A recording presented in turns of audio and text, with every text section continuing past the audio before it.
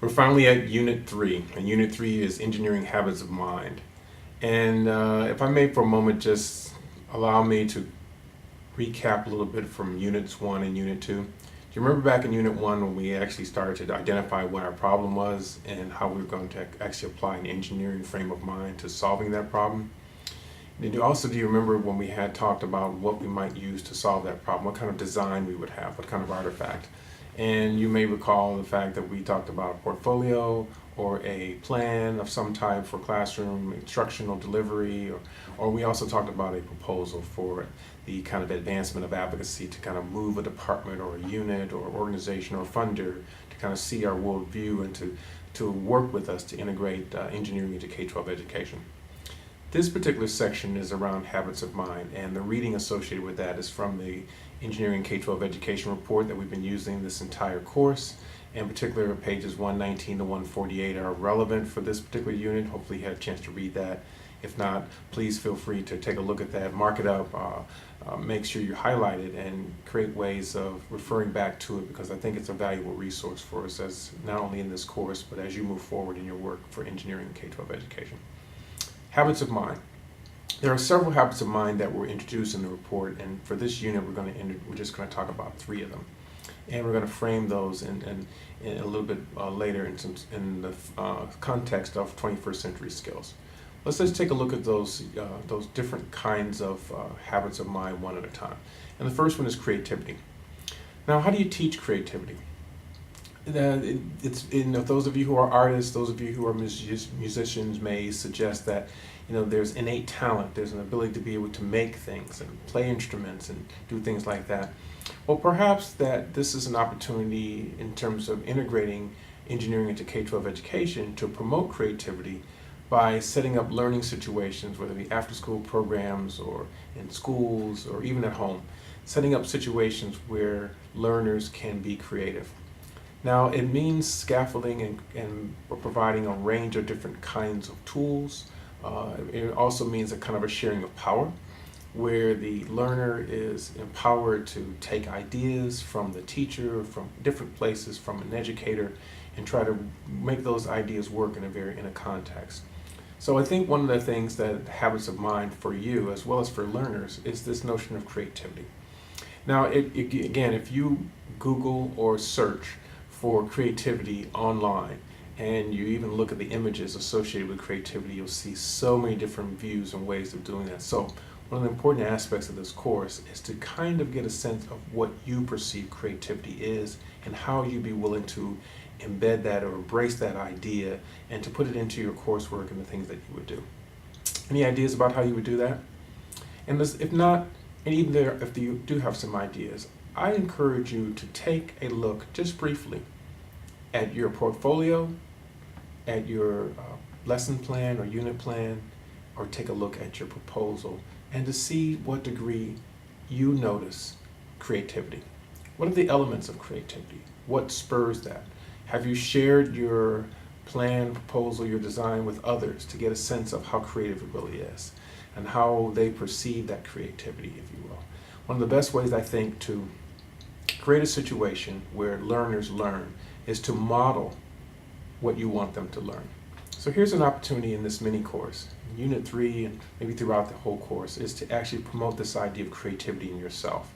What have you been able to learn about engineering, about your problem situation, about K-12 and your experience, and somehow bring all that together to make an opportunity to be creative in this environment?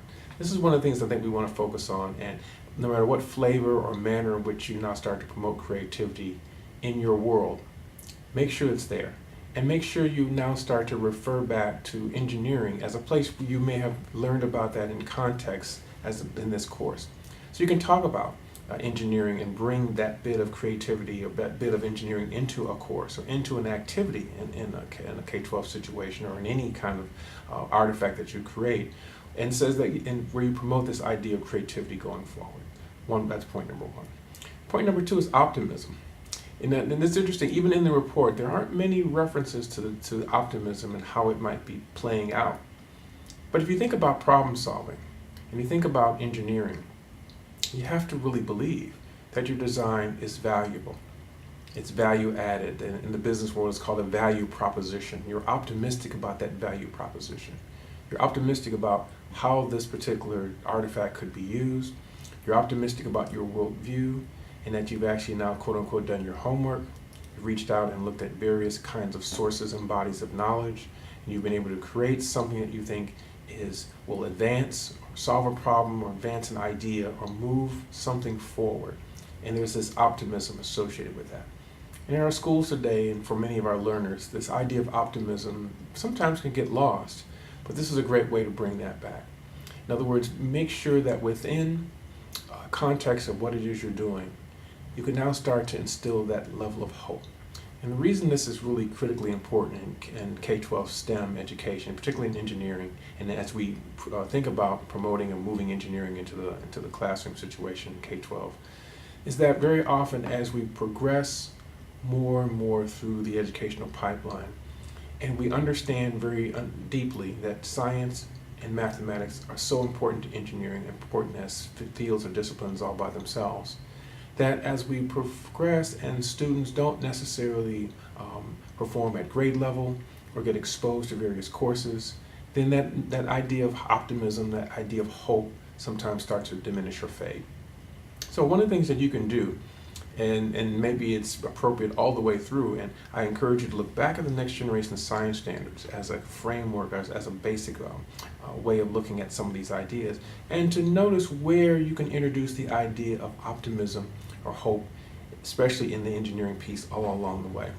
I think if you look at the science and engineering practices, and you look at how and the kind of things they're asking teachers and students to do, I think that you'll find many opportunities to kind of promote this optimism and to find ways to encourage it. You certainly can find ways to encourage it within the context of a 5E learning cycle in the engage or the explore phase, or any phase for that matter, but particularly in the engage and explore phases, where you can really take a look at how to build and take that creativity and instill in learners that that's possible, that they can be creative, that they can make and build things. And that's what I want to do here in this course for you, is to make sure that you understand that the artifacts that you create are real, they're valuable, they're good, and they can promote and move things forward. Now, we don't know for sure how they're going to work, because that's another phase and that's beyond the scope of this course, but it'll probably be one of the topics of one of the next courses in a sequence when we talk about testing. But nevertheless, it is something that you're promoting. You have your best foot forward. You've done as much as you can, with the ideas and promoting it and moving to make sure that the creativity and optimism come together, and that your artifact shows and demonstrates that along the way. The next habit of mine we'll talk about just for this week is called collaboration. And that means that it's really good to reach out and build and get opinions and build consensus and build ideas from others, and try to get something going with your design by reaching out. Now, it takes a lot of trust, and it takes a lot of courage to reach out, to collaborate in some respects, because your design is personal. It is based on your view. You brought it together in a manner that you think fulfills the solution of a problem or addresses an issue of some type. And then you now have to share that with others and be prepared for the variety of different kinds of feedback or review or commentary that you get on that. So in some way, collaboration is a kind of a call for the individual to kind of see their own design as something that not only is theirs, but they can share, and they can now start to find ways to understand or promote their ideas and engage with individuals back and forth. In terms of professional development, absolutely essential, because we now know that teaching, and we've always known, I should say, that teaching is a very complex type endeavor that really does require borrowing ideas, stealing ideas sometimes from others if they'll allow you to, and to use those ideas to advance your practice, to advance your pedagogy, and hopefully manifest themselves as student performances in classroom and other learning situations. So think about these 3 habits of mind. Think about the habits of mind as collaboration, creativity, and optimism. And think of ways, even by looking at your own designs, even briefly right now, take a look at what you've written. recall for a moment the sense and manner in which you actually created those artifacts, created those designs, and see where it now starts to promote optimism, see where it now starts to exhibit creativity, see where it now starts to beg for collaboration, or that need to reach out and bring others involved in your project is clearly here.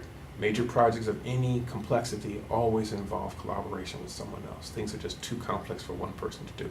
So as an educational professional, someone interested in K-12 engineering education, figure out ways to collaborate and reach across whatever aisles you have to reach to kind of get the kind of feedback and, again, exposure that I think is important, and hopefully you believe as well as important for you to have to promote your ideas and to move projects forward. So if you want to stop the video for a moment, take a look, think about these ideas, feel free, and then please feel free to come back, and then we'll move on to the next piece of this particular unit, and we'll talk about the framework for 21st century learning. The framework for 21st century learning is also known as 21st century skills, and there are a lot of them. But this course and this moment in our unit is not necessarily for us to rehash all of those skills, but to see how we can use those skills in context. So there's a link to a website for the framework for 21st century learning, and they talk about the different 21st century skills that they're promoting. And I'd like you to for a moment to take a look at those. So if you would, go to the website, look at any downloaded material that you have, and take a look at those areas, if you will, and what I really want to emphasize to you is how much overlap there is between those 21st century skills and the skills and habits of mind and other elements of engineering design that we've been talking about for at least the last 2 units and now into our 3rd unit. Take a look at those core subjects. We'll go through them one by one. We'll start with core subjects and go through a few of the different aspects of the 21st century learning and 21st century skills, and we'll start with the core subjects and themes. Notice in the core subjects that engineering is not there. It need not be there. Engineering is actually in some sense laced throughout the document, but what you will find, and I think which is really key and important, is that this idea of interdisciplinarity is there. And you can recall from Unit 2, we talked about the strength of interdisciplinarity. Remember, we talked about disciplines being connected. That's the term we used for interdisciplinarity. We also broadened that a little bit and talked about various disciplines that are coexisting, various disciplines that are nested, various disciplines that are holistic, if you will, in terms of cutting across all of those disciplines. And you see a lot of that language in the 21st century skills and the 21st century learning kind of documentation. And I encourage you to take that and use it. So let's figure out and think about ways which can use it. And that's a question I'll pose to you. How can we use what we're learning in 21st century, given the 21st century framework, how can we use that to further our ideas and our thinking about how engineering may play itself out in a K-12 environment? Any thoughts about that? I'm sure you have some. And allow me for a moment to consider and ask you to consider the following. If you look at the learning and innovation skills in this particular framework, you see some similar language. You see creativity. You see innovation, which we'll touch on a little bit today and a lot, if you will, the next time when we actually meet for Unit 4. Critical thinking, problem solving, we looked at that before, communication and collaboration. Well, even today, collaboration is one of the engineering habits of mind. And what we'll see next week as an advance or a little preview of what we're going to look at for the next unit, rather, is that communication is also one of the engineering habits of mind. So you see this crossover. So you can see now that engineering can play a really strong role in providing a context and a way to introduce some of the 21st century skills and relate that to real STEM teaching and learning. Relate that to various disciplines of science, technology, engineering, and mathematics, and start to now, you can use those to help integrate and move some of these ideas, move some of the artifacts into K-12 teaching and learning. Also in the 21st century framework, they talk about various kinds of information, media, and what I call ICT or technology skills. ICT is a term mostly used in Europe, I think, and it's been a while. So that they use the term information and communication technologies. In the United States, it's often looked at as information technology, but let's talk right now about ICT as information and communications technologies, and a little bit distinct from information kinds of literacies all by itself. The focus there are various types of literacies: information literacy, media literacy, and technology literacies, if you will. So now, we've touched on those in this particular course. I've tried to bring out the idea of media literacy when talking about these these portfolios that I'm asking you to create, for those of you who decide to use portfolios. Also the mixture of text, image, video, audio, and animation as a kind of a literacy. And at the same time, and for the framework, they talk about information literacies, and this is the ability to be able to discern between information, to kind of determine its value, its truth, and how it may be used. And at the same time, there's this technology literacy around information and communication technology. Mind you, technology literacy is not solely about the use of technology, and even though they think they focus on the use of technology in the framework fairly strongly, and I certainly advocate for that. Think more deeply. Think about the fact that technology might also be how technologies are created. Go back to what we've learned before. Technology as a product of science and engineering. We can take our engineering thinking, our design under constraint, build a framework or way of looking at that process, take the science, which is the other principles derived from nature, and start to talk about the creation of technologies as well as their use. So one aspect of creativity, one aspect of expanding the learner's opportunities to be empowered, an opportunity to expand the learner's idea of optimism, is to be able to look at these literacies as opportunities to create and build. So not only are these literacies, but there are a plethora of other literacies emerging, new media literacies, various multimedia literacies, you name it. And so now the idea of literacy can be a central theme in introducing K-12 engineering into one's practice, into one's work. And what does it mean to be literate in the engineering sense? Take that license, go and take those ideas, move on them, and use and think about what that means. Before you even think about doing it for others, always reflect and think about doing it for yourself. In your project, in your portfolio, in your proposal, in your plan, where is there evidence that you're doing that? And how transparent is that? Who sees that? And how are you able to accomplish that along the way? So that's one thing. And the last thing I want to focus on are these life and career skills. And the power here, I think, if you look at them, some of them, for example, flexibility, responsibility, leadership, and they're very strong and very necessary skills for our youth and also for our adults as we move forward in this century, given the economy and jobs and kinds of ideas that are floating around.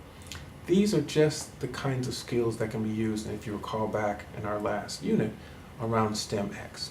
Suppose, for example, you created a STEMX unit or some type of a STEM unit with leadership as the skill that you're focusing on, or for that matter, initiative as the skill that you're focused on. You can see where we're going, and you can see why the last time I spoke with you, I said that the STEMX idea is exploding the kind of concept of STEM, that we now can really operationalize, we can proceduralize, we can generate the how-to of K-12 STEM integration in general, in particular, the K-12 engineering education integration. We can now start to pull those things together with these various skills that the 21st century framework has exposed us to. So now, you should have a lot, to kind of choose from in that way. You should have all the tools necessary to get started. You've been exposed to the thinking maps, representations, and ideas within each of those thinking maps. Also, we can take a look at these 21st century skills and learning and their ideas there. And those are all focused a little bit more on the X part of STEM thinking and learning. So this is what we're proposing so far for you to get involved in, and I'll end with one short description and talk about innovation. When we talk about innovation, there are several stages of innovation. And what we're going to focus on now and get you to think about and move a little bit more on next time we meet in Unit 4 are the first three stages of innovation: need, awareness, interest. In fact, we may move a little bit further to talk about trial. Those are the stages of innovation we'd like to focus on for you. So, with that, I'd like to say thanks for coming into the video again, doing your work and being diligent. And what I hope to do is to see you next time in Unit 4, where we'll pull it all together, and that will be the last unit of this mini course on Thinking Like an Engineer.